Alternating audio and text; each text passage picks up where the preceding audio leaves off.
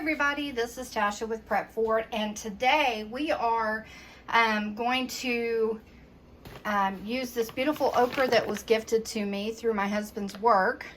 The secretary there grows fresh home garden stuff, and my okra is producing, but nothing like this. And so I'm going to go through and pick out the okra that I want to use for frying and the smaller ones that I want to use for pickling. And then I'm going to wash up the okra that I'm going to use for this project. So I will be right back after I sort those.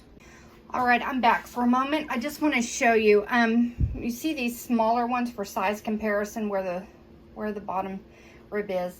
The larger ones I'm going to use for this project versus the shorter ones that are more tender, I'm going to use for the pickling okra. And so I'm going to get these washed, and I will be right back. Okay, I got a few of the okra washed, so I'm going to process them and show you how I do it. Over here I have a bowl with eggs in it. If you're just doing 1 pound of okra, it'd be 2 eggs with a little bit of salt in there. I'm actually doing 3 times the recipe, so I have 6 eggs in there, whisked with a little bit of salt, about a ½ teaspoon of salt in there.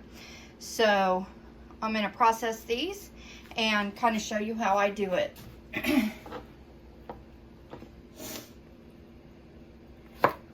So I just chop off the ends and do these in about 1 inch, not quite 1 inch pieces, probably ½ inch pieces.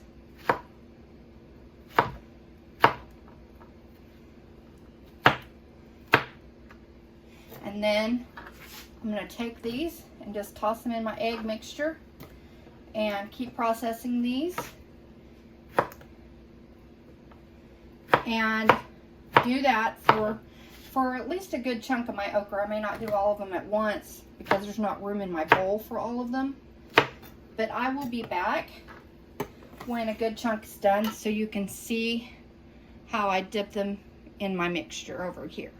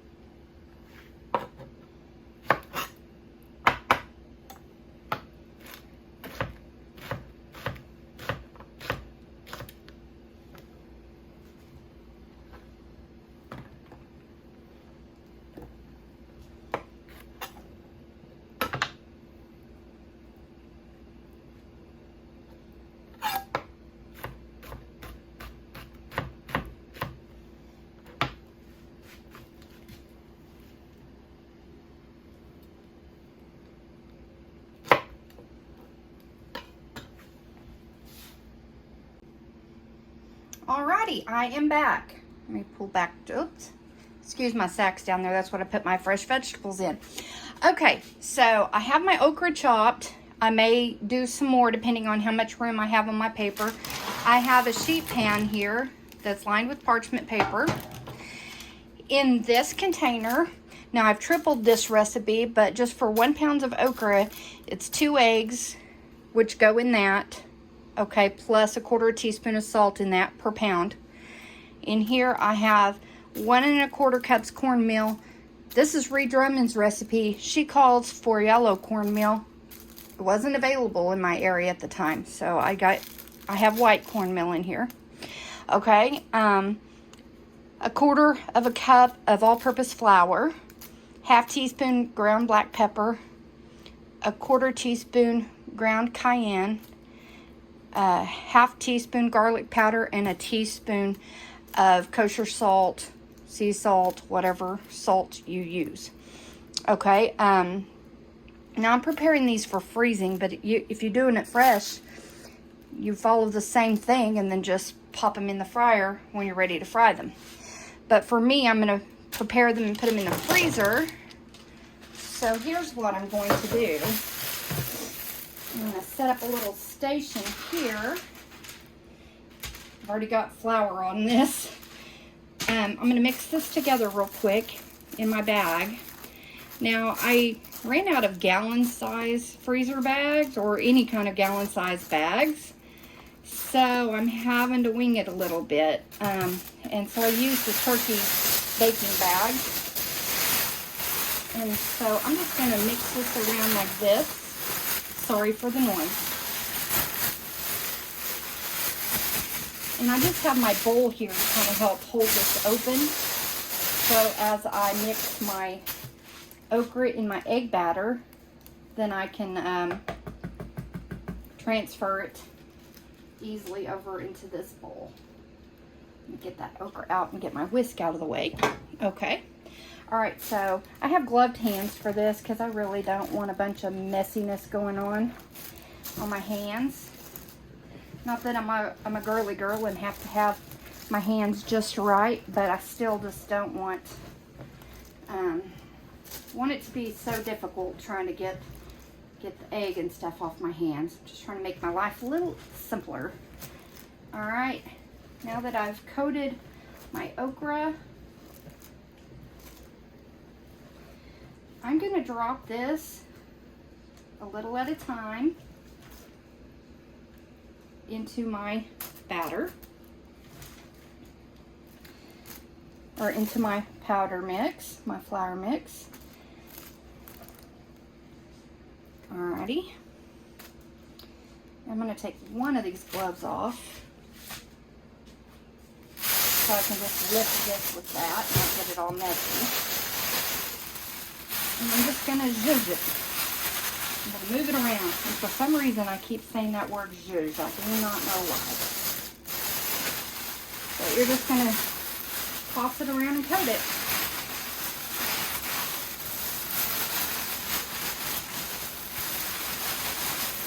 One of those deep fryer coating containers would be great as well. And I'm just going to take this slotted spoon and see if I can shake the flour off. And I'll pick these up and lay them on my tray. I'll show you in just a moment. Because what I'm going to do is I'm going to freeze these individually so that they're not all caked together when I put them in a bag to pull out for future use. I think I'm just going to move this out of the way.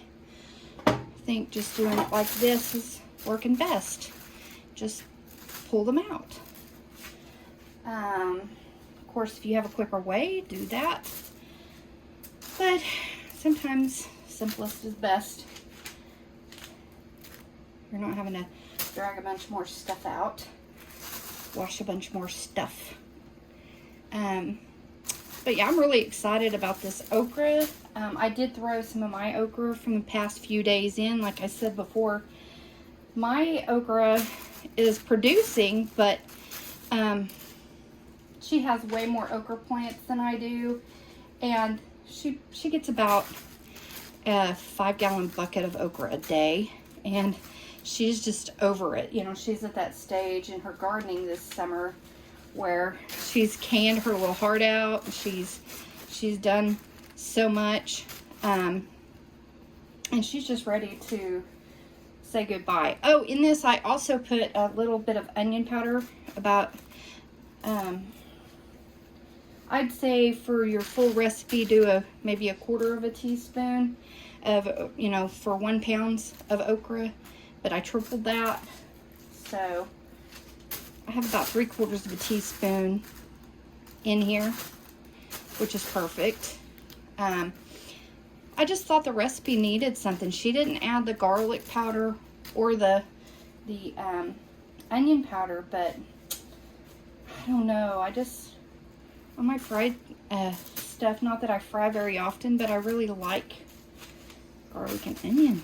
I just do. Can't help it. Anyway, as you can see, this is what I'm doing. I am lining my pan. And what I'm going to do is get this layer lined, put another layer of parchment on top, do another layer, and then I'll pop these in the freezer, and I'll bring you back after they are done freezing. It probably would be about an hour or hour and a half. And basically I'm just flash freezing them so that they're frozen separately, and then I will put them in my freezer bags for the freezer in serving size portions. Like, it's just my husband and I mainly, so I'll do them in quart size baggies, enough for what both of us would do. And then if I have company, I can always pull out more. But that's what I'm going to do, and I will be back in a few minutes.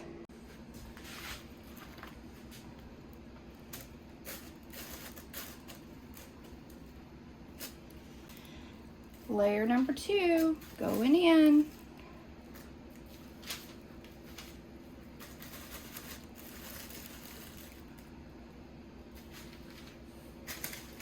The only thing, the layer below, it's, you know, a little uneven, so getting them to sit on there properly is a little bit more of a challenge. But oh my goodness, this smells really amazing. Just the flour mixture on this, it really is amazing. All right, I'm going to continue doing this, and I will be back. All right, it's messy, but off to the freezer these go, and there are actually 3 layers here, so that's about right. I think it made a little more than 3 pounds, but that was the exact perfect amount for how much okra I processed, so I think it'll work out perfect. I'll bring you back when they're done freezing for about an hour and a half. All right, as you can see, I've gotten 4 quart size freezer bags. Now, as you'll notice, I used a gloved hand to put all of these frozen okra in the baggies. It helps to prevent the heat from my hands from causing the okra to melt or thaw as quickly. So I'm going to get these, and I'm going to continue to kind of lay these flat in the freezer for now, just to kind of get them in a single layer here and lay them flat until they're frozen solid, and then do whatever I want with them in the freezer. So that is the end of this video. I appreciate each of you watching. I'm just trying to give you some ideas of a variety of ways to preserve your food, and freezing is a quick, simple, easy way to preserve food. Should it be your only way? No, absolutely not. You should have a variety of ways of food preserved, but this is a great option to have on hand. So anyways, I appreciate each of you. I thank you so much for watching. God bless, and remember, guys, to prep for it all. Bye.